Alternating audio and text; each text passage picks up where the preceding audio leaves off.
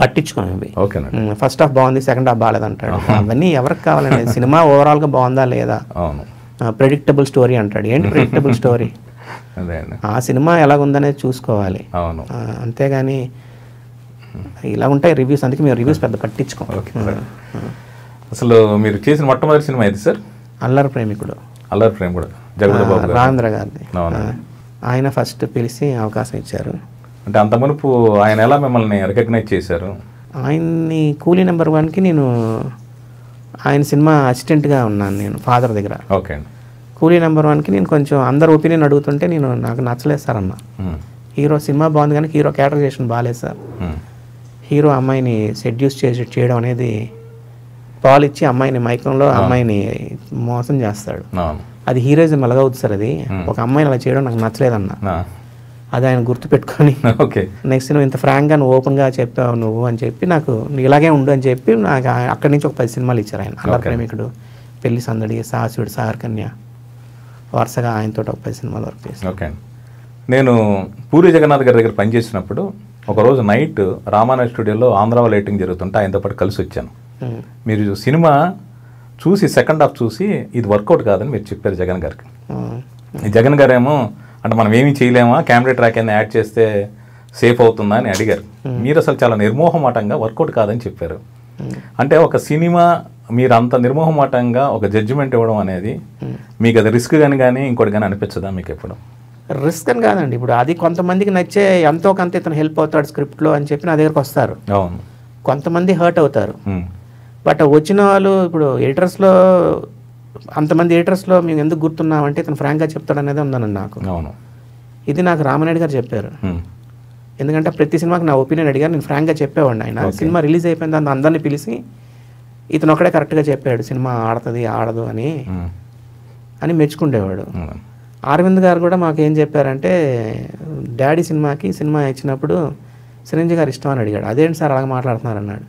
Editor అన్న అతను ఎవరిని ఇష్టపడకూడదు హీరో అని, సినిమాగా చూడాలి, ఫస్ట్ ఆడిటోరియం నువ్వు, ఇది గుర్తుపెట్టుకో, నీకు లైఫ్ కెరియర్ బాగుంటుంది అన్నాడు. ఎందుకంటే ఆయనకి అల్లరి ప్రేమికుడు ఆయన ప్రొడ్యూసర్ అందరికీ.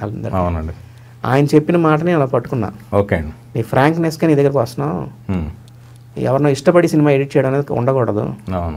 సినిమాయే, అది హీరో XYZ పక్కన పెట్టు, సినిమా బాగుందా లేదా. అంటే సినిమా బాగుందా లేదా అని జడ్జ్ చేయడానికి మీరు అంటే ఎన్ని వేల సినిమాలు చూసి మీరు సినిమాల మీద ఒక ఒపీనియన్ ఏర్పడి ఉంటుంది, లేక అసలు సినిమాలు చూడలేదండి? జనరల్గా ఏ సినిమా చూసినా మనకంటూ పర్సనల్గా ఒక ఒపీనియన్ ఉంటుంది. అవును. అందరు ఎవరికాలు మోసం చేసుకుంటారు. సినిమా బాగాలేకపోయినా చెప్పరు, ఎందుకంటే వాళ్ళు డబ్బులు ఇరేమో, వాళ్ళ దగ్గర బ్యాడ్ అవుతామేమో అని అనుకుంటారు. మనకు అనిపించింది మేము ఫస్ట్ ఆడిటోరియం, ఎడిటర్ అన్న అతను ఫస్ట్ సినిమా చూసేది మేమే. మేము డైరెక్ట్గా ఓపెన్ అయిపోతే బెటర్ కదా అని మేము ఓపెన్ అవుతాం. అదే నాకు ఫెచ్చింగ్ అని నా ఫీలింగ్. ఇంతమందిలో నాకు ఎందుకు గుర్తుపోయిందంటే ఇతను ఫ్రాంక్గా చెప్తాడు అనేది. మాది తప్పవచ్చు, కొన్ని తప్పులు అయ్యాయి కూడా జడ్జ్మెంట్లు, బట్ 90% కరెక్ట్గా ఉంటాం. ఎందుకంటే మేము ఈ సీన్ వస్తుంది అంటే ఈ సీన్ కాదు, ఈ సీన్ అనుకున్నదే వచ్చింది అనుకోండి సార్, రొటీన్గా ఉంది సార్ సినిమా అంటాం. మేము అనుకున్న దానికంటే కొత్తగా వచ్చింది అనుకోండి, సీన్ ఏదైనా ఎడిట్ చేస్తున్నప్పుడు మా ఊహలకి కొత్తగా వస్తే సినిమా బాగున్నట్టు లెక్క మాకు. ఆంధ్ర వాళ్ళకి ఏంటంటే నాకు మెయిన్ గెటప్ నచ్చలే. ఓకే. ఆయనే ఇంకొక ఎన్టీఆర్ కూడా యంగ్ బాయ్ని తీసుకెళ్ళి ఆ క్యారెక్టర్ వేయడం, అంత పెద్ద క్యారెక్టర్ చేయడం నాకు నచ్చలేదు. ఎందుకో నాకు కనెక్ట్ అవ్వలేకపోయాను. కాబట్టి ఇలా ఉంటాయండి. సూపర్ అన్నారు, సూపర్ కూడా నచ్చలేదని చెప్పాను ఆయనకి. నాగార్జున గారు అడిగారు అదేంటి అని అన్నారు. లేదు సార్ మిమ్మల్ని అందంగా చూసాం సార్, మీరు హ్యార్ గీర్ నాకు నచ్చలేదు సార్ అన్న. ప్లస్ లేదు చాలా కాస్ట్లీ సినిమా అని డైరెక్టర్ గారు చెప్పారు. ఒక్కొక్క బైక్ 3 లక్షలు పెట్టి 30 లక్షలు పెట్టి తీసాను చేజ్లో. సార్ చేజుల్లో హీరో క్లోజ్ షాట్ లైక్ హెల్మెట్లు వేసేస్తే అది డూప్ చేసినట్టు ఉంది సార్, నాకు నాగార్జున గారు చేసినట్టు ఎలా ఉంటుంది సార్ నాకు. ఓకే. అదే మీరు 3 లక్షలు ఒక బైక్ అంటున్నారు, మా మదర్ని అడిగితే స్కూటర్ అంటారు ఆవిడ.